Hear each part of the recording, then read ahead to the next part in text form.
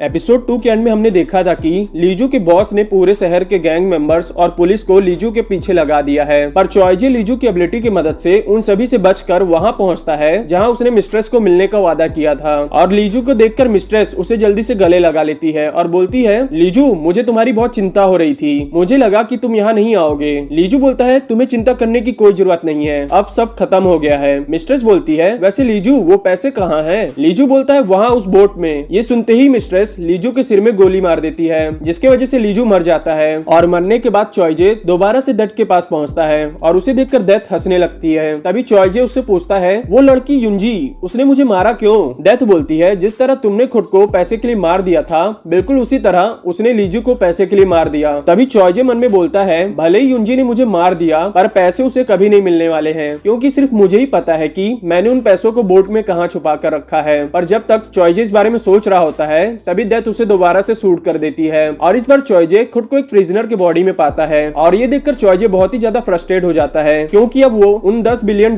पैसों को नहीं ढूंढ पाएगा। तभी जेल का वार्डन आता है और उसे नए सेल में शिफ्ट कर देता है, जिसके बाद वो सोचने लगता है कि काश मुझे इस लड़के की याददाश्त जल्दी मिल जाए। और ये सोचने के बाद वो अपने सेलमेट से पूछता है, हे क्या तुम्हें पता है मैं कब इस जेल से बाहर जाने वाला हूँ? उसका सेलमेट बोलता है, यार तुम ये कैसे भूल सकते हो, हम दोनों 4 दिन बाद इस जेल से बाहर निकल जाएंगे। ये सुनकर चॉयजे बहुत ही ज्यादा खुश हो जाता है। तभी उसका सेलमेट बोलता है, पर तुम्हें इन 4 दिनों तक अपना गुस्सा ठंडा रखना होगा, नहीं तो किसे पता वो साइको तुम्हें मार डाले। ये सुनकर चॉयजे उस साइको किलर की तरफ देखने लगता है, पर वो देखते ही बहुत ज्यादा हैरान हो जाता है, क्योंकि वो साइको किलर जिसेंग होता है। और जिसेंग को देखकर चॉयजे को बहुत ज्यादा गुस्सा आने लगता है, क्योंकि उसने युक्सु को बहुत ही बेरहमी से मार डाला था। और इसीलिए चॉयजे जोर जोर से जिनसेंग को मारने लगता है और बाकी के सेलमेट उसे रोकने लगते हैं और बोलते हैं, खुद के गुस्से पर कंट्रोल रखो, नहीं तो हो सकता है ये तुम्हारी जान ले ले, आखिर में हमें एक ही सेल में तो रहना है। ये सुनकर चॉयजे शांत हो जाता है, पर तभी जिनसेंग बोलता है, तू यहाँ से जिंदा बचकर बाहर नहीं जाएगा। ये सुनकर चॉयजे को और भी ज्यादा गुस्सा आने लगता है और इसीलिए वो दोबारा से जिनसेंग को मारने के लिए आगे बढ़ता है। पर तभी उसे उस लड़के की याददाश्त वापस मिल जाती है जिसके बॉडी में वो था। और याददाश्त पाने के बाद उसे पता चलता है कि इस लड़के का नाम तेसेंग है। ये 21 साल का है। इसका बचपन से सपना रहा है MMA फाइटर बनना, पर फैमिली के पुअर सिचुएशन की वजह से इसने अपने सपने पर गिव अप कर दिया। और तेसेंग की माँ के ऊपर बहुत सारे लोगों का कर्जा है, जो हर रोज आते हैं अपने पैसे मांगने और तेसेंग की माँ को टॉर्चर करके चले जाते हैं। और इसीलिए तेसेंग को बहुत सारे पैसों की जरूरत थी। तभी एक दिन उसे एक अनजान आदमी का फोन कॉल आता है, जो उससे बोलता है कि वो तेसेंग को बहुत सारे पैसे दे सकता है। और इसीलिए तेसेंग उस आदमी से मिलने चला जाता है, जिसके बाद वो आदमी तेसेंग से बोलता है, मैं इस आदमी का लॉयर हूँ, मेरे बॉस ने गलती से एक लड़की को गाड़ी से उड़ा दिया है, तुम्हें बस उस हिट एंड रन केस को अपने सर पर लेना होगा और मैं तुम्हें 200 मिलियन वॉन दे दूंगा। और क्योंकि तुम अभी एक माइनर हो, इसीलिए लॉ के अकॉर्डिंग उन्हें तुम्हें प्रोबेशन पीरियड में छोड़ना ही पड़ेगा, फिर तुम भी आजाद और मेरे बॉस भी आजाद। तेसेंग बोलता है, ठीक है, मैं इस एक्सीडेंट को अपने सिर लेने के लिए तैयार हूँ। और इसीलिए तेसेंग प्लान के अकॉर्डिंग जाकर खुद को सरेंडर कर देता है और पुलिस ऑफिसर से बोलता है, मैंने एक चुराई हुई गाड़ी से किसी का एक्सीडेंट कर दिया है। और ये सुनकर पुलिस ऑफिसर उसे कस्टडी में ले लेते हैं। पर तेसेंग ट्रायल के दौरान प्रोबेशन पर छूटने ही वाला होता है, पर ट्रायल के दौरान उस लड़की की जान चली जाती है, जिसके हिट एंड रन का केस तेसेंग ने अपने सर लिया था। और इसीलिए तेसेंग को सजा के तौर पर 2 साल की जेल हो जाती है। और जेल जाने के बाद तेसेंग उस आदमी को जेल में मिलने के लिए बुलाता है, जिसका केस उसने अपने सर लिया था। पर वो आदमी अपने जगह अपने असिस्टेंट को भेज देता है और उसके असिस्टेंट को देखकर तेसेंग बोलता है, मैंने उस आदमी को मिलने के लिए बुलाया था,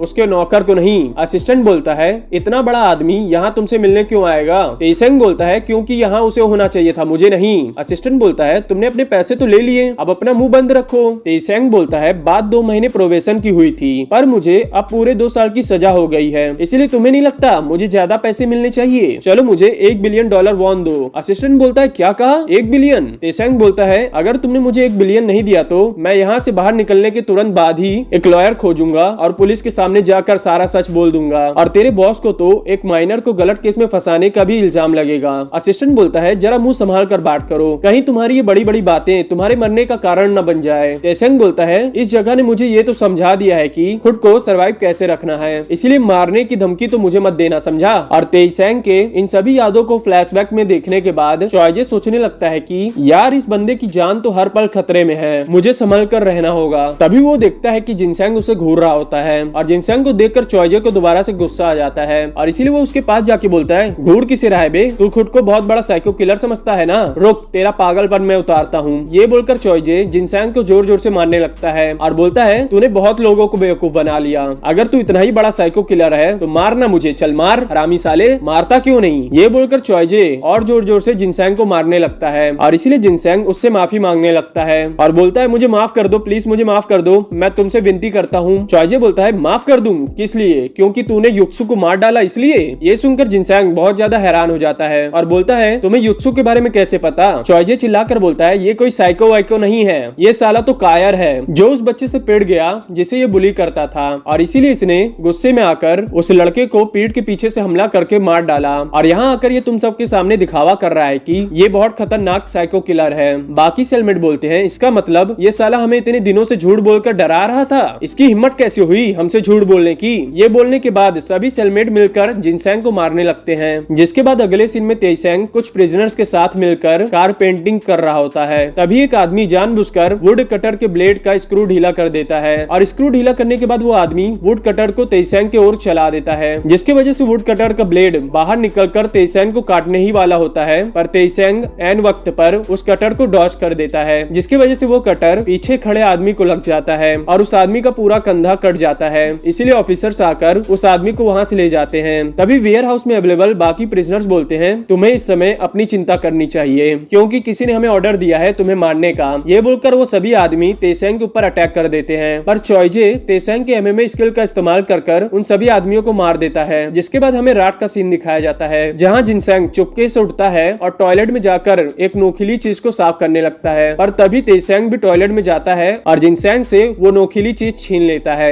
और बोलता है तू सच में बहुत बड़ा कायर है, मुझे पहले ही से पता था तू ऐसा कुछ करेगा। क्या तूने अपनी जिंदगी से सारी आस छोड़ दी है? तू मुझे मार के अपनी पूरी जिंदगी इस जेल में सड़ना चाहता है क्या? जिनसेंग बोलता है मेरे लिए वैसे भी सब खत्म हो गया है, मैं बस तुझे मारना चाहता हूँ। ये सुनकर तेईसेंग जिनसेंग को एक चाटा मारता है और मन में बोलता है क्या मुझे इसे यहीं मार डालना चाहिए ताकि बाद में चलकर ये किसी और की जान न ले। नहीं, मैं ऐसा नहीं कर सकता हूँ, कल मेरी बेल हो रही है, मुझे इसे अलग तरह से सबक सिखाना पड़ेगा। ये सोचकर तेईसेंग जिनसेंग से पूछता है क्या मेरा चाटा तेसुक के चाटे से ज्यादा जोरदार था? ये सुनकर जिनसेंग तेसुक के बारे में सोचने लगता है और बोलता है तुम्हें तेसुक के बारे में कैसे पता? तेईसेंग बोलता है मुझे युक्सु ने बताया, वो तुम्हारे जस्ट पीछे ही खड़ा है। जिनसेंग डरते डरते बोलता है तुम झूठ बोल रहे हो। तेईसेंग बोलता है युक्सु ने मुझे अभी अभी बताया कि उसने एक बार तुम्हारे सिर पर नूडल गिरा दिया था, क्या ये सच है? जिनसेंग बोलता है हाँ, पर तुम्हें ये कैसे पता? तेईसेंग बोलता है मैंने कहा ना युक्सु तुम्हारे पीछे ही खड़ा है, वो जानना चाहता है कि क्या तुम उसे मारने के लिए शर्मिंदा हो।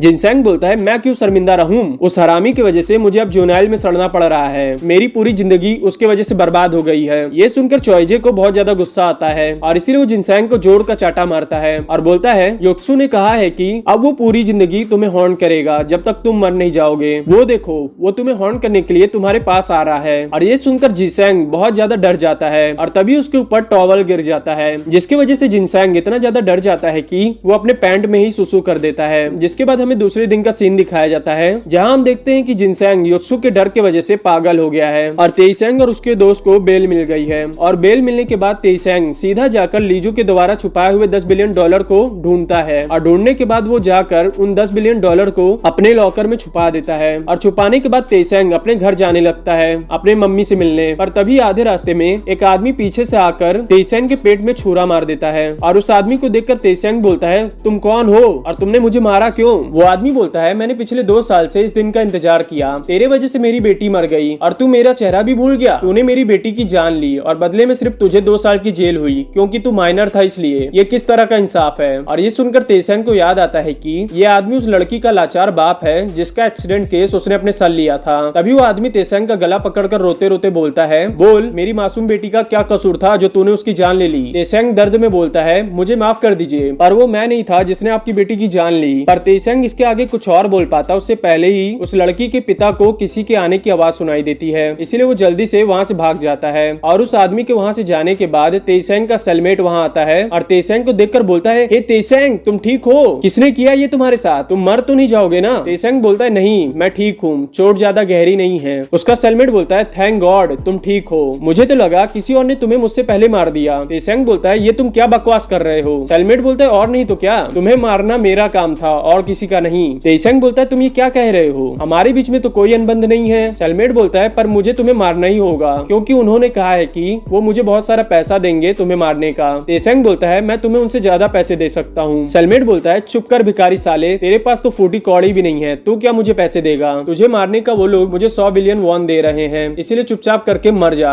ये बोलकर वो तेसेंग को 4-5 बार चाकू मार देता है, जिसकी वजह से तेसेंग मर जाता है। और मरने के बाद चॉयजे दोबारा से डेथ के पास पहुंचता है और उसे देखकर डेथ बोलती है, इस बार तुम कोई एक्सक्यूज नहीं दे रहे हो? चॉयजे बोलता है, क्योंकि मुझे पता है गलती मेरी है, मैं उस लड़की के पिता के बारे में भूल ही गया था। डेथ बोलती है, तुम भूलोगे ही ना, क्योंकि तुम एक सेल्फिश आदमी हो जो अपने सिवा किसी और के बारे में नहीं सोचता है। सोचो जरा, जब एक पिता का अपनी बेटी को खोने के बाद ऐसा हाल है, तो तुम्हारी माँ का कैसा हाल होगा, जिनके बेटे ने छोटी सी परेशानी की वजह से अपनी जान ले ली। जिस तरह वो पिता अपनी बेटी के मौत का बदला लेना चाहता था, उसी तरह तुम्हारी माँ किसे मारना चाहती होंगी अपने बेटे के मौत का बदला लेने के लिए। चॉयजे बोलता है, वो क्यों किसी से बदला लेंगी, क्योंकि मैंने खुद अपनी जान ली है, मुझे थोड़ी ना किसी ने मारा है। डेथ बोलती है, तुम सच में बहुत बड़े बेवकूफ हो जो समझ नहीं पा रहा है कि मैं क्या कहना चाहती हूँ। चॉयजे मन में सोचता है, मुझे जाकर तेसेंग के लॉकर से उन 10 बिलियन वॉन को निकालना होगा। ये सोचकर वो बोलता है, छोड़ो ये फालतू की बातें और मेरी नई जिंदगी शुरू करो। डेथ बोलती है, तुम इतनी जल्दी में क्यों हो? चॉयजे बोलता है, ये सवाल जवाब बंद करो और मुझे शूट करो। डेथ बोलती है, अच्छा ठीक है, तुम इतने ही तड़प रहे हो तो ये लो। ये बोलकर वो चॉयजे को शूट कर देती है, जिसके बाद चॉयजे की सोल नई बॉडी में चली जाती है। तभी चॉयजे सोचने लगता है कि मैं किसके बॉडी में हूँ और मैं कुछ बोल क्यों नहीं पा रहा हूँ। ये सोचने के बाद वो अपना चेहरा शीशे में देखता है तो चॉयजे को पता चलता है कि दरअसल इस बार उसकी सोल न्यू बॉर्न बेबी के बॉडी में चली गई है। और खुद को न्यू बॉर्न बेबी के बॉडी में पाने के बाद चॉयजे सोचने लगता है कि अब उसके 10 बिलियन डॉलर का क्या होगा। और ये सोचने के बाद वो रोने लगता है और यहीं पर एपिसोड खत्म होता है। मैं आशा करता हूँ कि आपको वीडियो पसंद आई होगी। अगर वीडियो पसंद आई है तो वीडियो को लाइक शेयर सब्सक्राइब कर दीजिएगा। और हाँ, ये ड्रामा सच में बहुत ज्यादा अच्छी है, इसलिए एक बार जाकर Amazon प्राइम पर इसे जरूर देख लीजिएगा।